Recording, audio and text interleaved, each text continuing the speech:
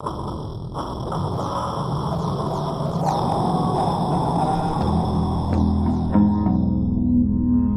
get this madness rolling. Hello, YouTube. Crazy Boy here. And today, as I build up my place a bit more, well, I'm gonna tell you the next story. Everybody thought, wait, I thought all the horror stories were over, or the horror origin stories. Now, here's my answer to that. Who said they were? I descended the seven bunch, I guess you could say, the main seven bunch. But there are other important people to be told. Tales lost in time.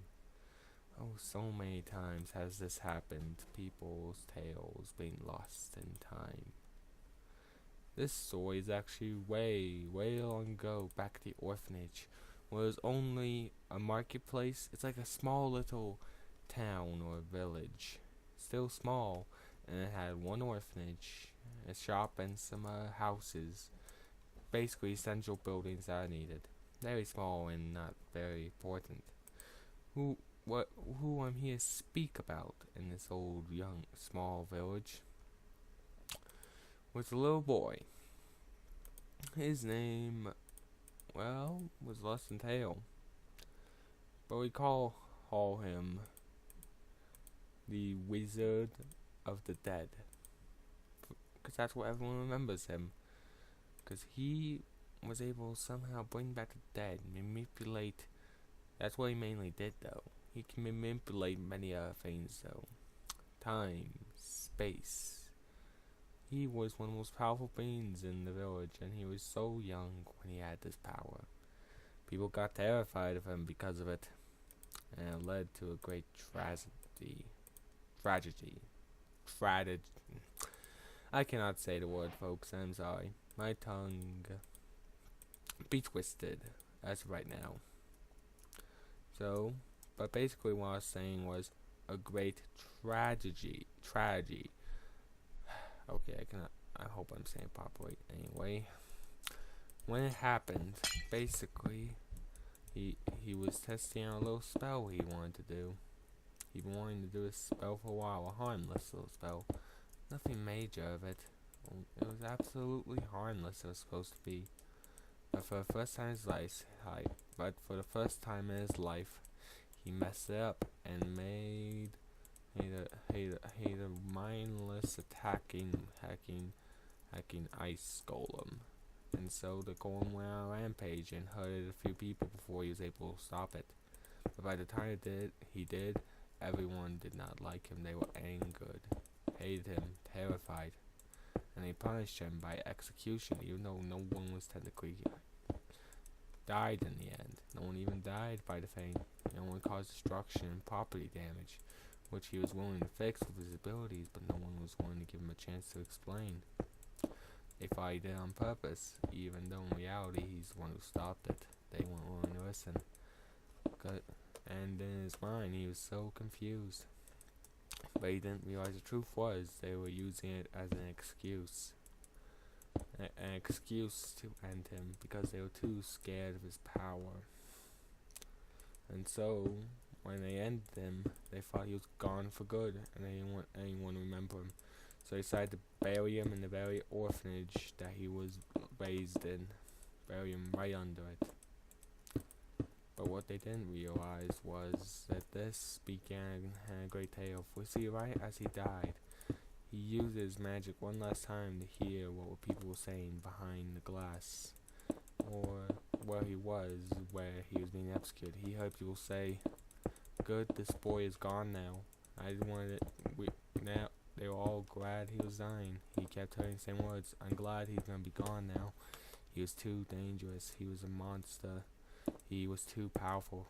He will no longer be a threat." And it's like, and you hear these words having come again, saying they were using it as an excuse, knowing even though he stopped it after he realized his mistake.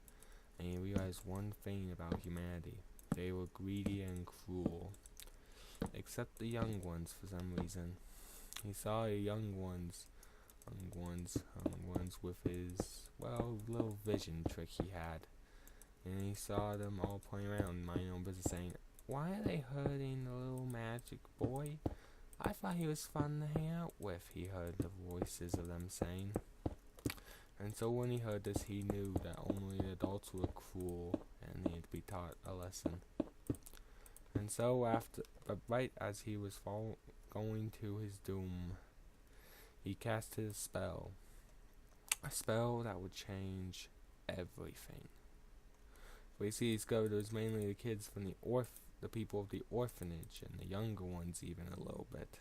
Some of them were, and others there, and the family known as the Emilians. They were the main ones who wanted him gone. So he decided to curse them, to make it so they'll all become mindless attackers after he died. But one in particular being heard the spell being cast and prevented it. But no one knew who this being was, but he prevented the spell being cast, thinking that this was far too cruel as payback, or cool to do. But he didn't realize what was happening to the boy right then, because he was too busy and was just trying to prevent a tragedy.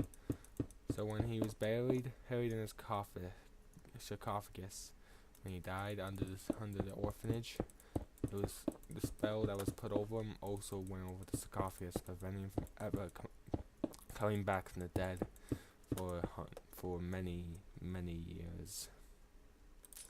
And so for all this time waiting for payback, waiting to come back from the dead, time went on, and a lot of the things that happened in history, they changed, and the people moved and became a city.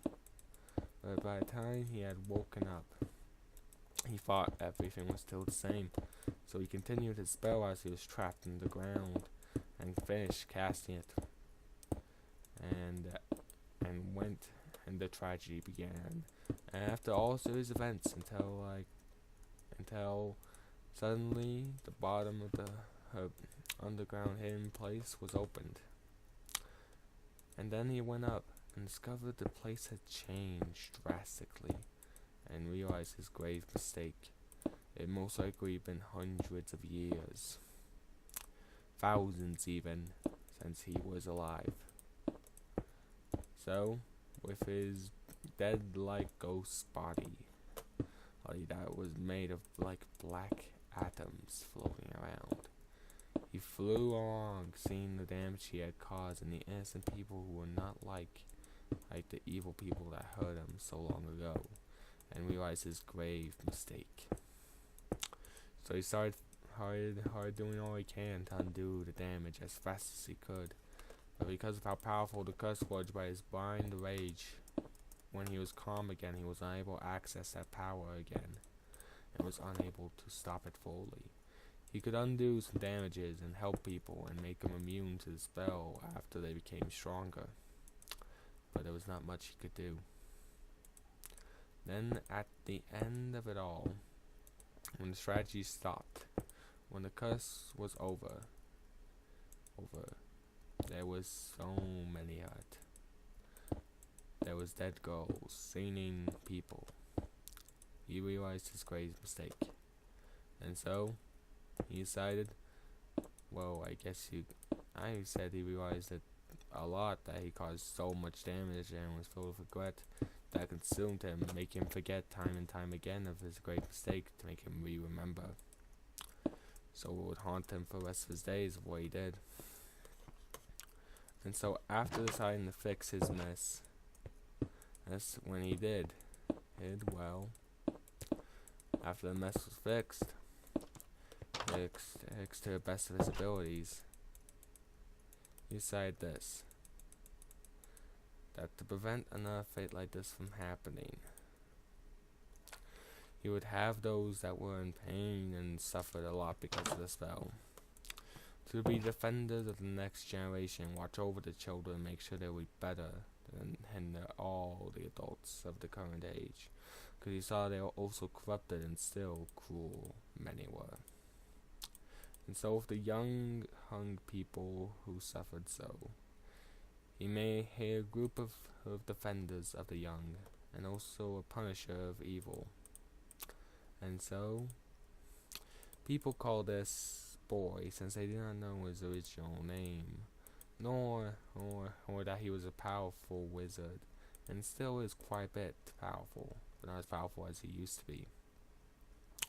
They call him the floating goat. I don't even remember how to say it. I think it was Astruium. It's hard to remember how it was said.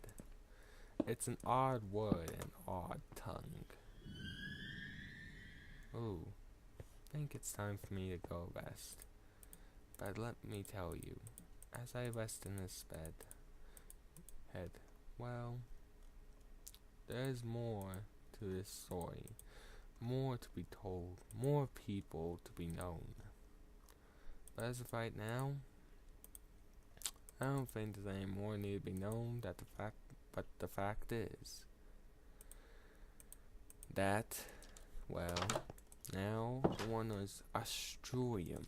Yes, I think that's how it said. Astruium will always be watching over the young, hoping for a brighter future when humanity changes to a better version of itself. And this is Crazy Boy. I hope you like, subscribe, hit that button to see my latest videos, comment down below what you think. And I'm out of here.